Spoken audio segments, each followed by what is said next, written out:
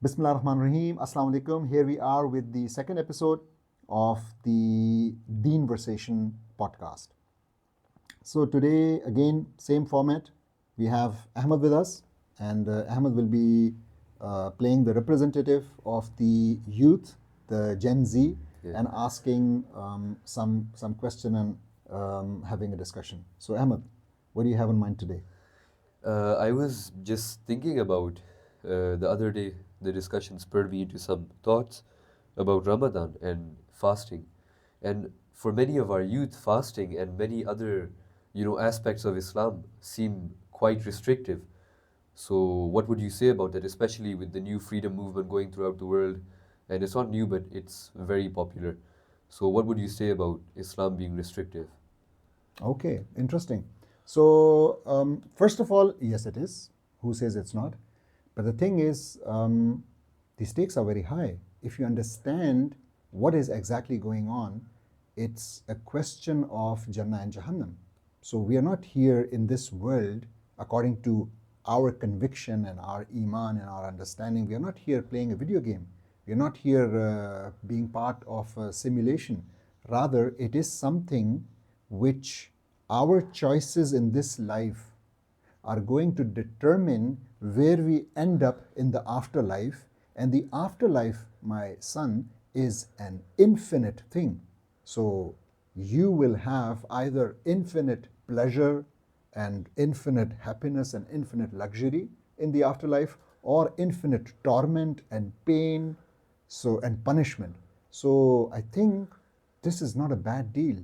Yes, of course, the question would be, what if someone is not convinced? Yeah. And then the thing is, it's a duty upon all of us that while we are growing up and when we become baligh, we should actually be intellectually convinced of this deen. So Allah subhanahu wa ta'ala, He says in the Quran, فَعْلَمْ أَنَّهُ لَا إِلَهَ إِلَّا اللَّهِ. So fa'alam means you must know, ilm. So it's ilm. So you must know. What do you need to know? Fa'alam annahu la ilaha illallah. That there is no No God but God but Allah. Allah. So how do you know that? What does it mean, know? So you need to have knowledge. And this means that it needs to be an intellectual conviction. And even otherwise, if you look at the words like this word shahada. So you say shahada, which means I bear witness. How can you bear witness of something which you are not sure of? But doesn't faith mean believing in something despite not there being very much physical evidence for it? So, how are we supposed to intellectualize something that is purely faith? Okay, how we do it, we'll not discuss in this episode, Yeah. but you are right in the sense that yes, it needs to be something which we are very sure about. Now, the question is, how can we be sure about something which we have not seen, not tasted, not touched, not smelled, right? That's Yeah, actually yeah. the question. Yes, yes. So I ask you, which is the most important, I would say, sense, or for all these senses to work, where is that information actually processed? So is it that if someone doesn't have the sense of touch or the sense of smell or eyesight, that he cannot process information? No, he still can, right?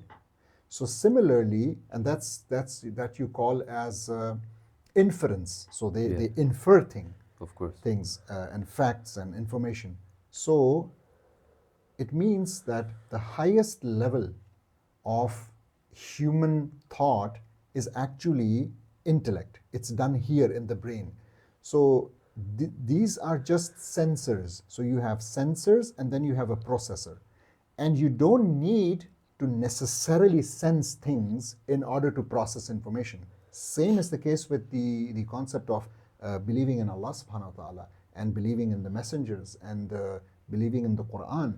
All of these things need to be based on intellect because, as you said, it's a huge sacrifice which it might ask from us. So for the youth, even sacrificing their time and getting up for Fajr and praying Salah and fasting all day, all of these are sacrifices.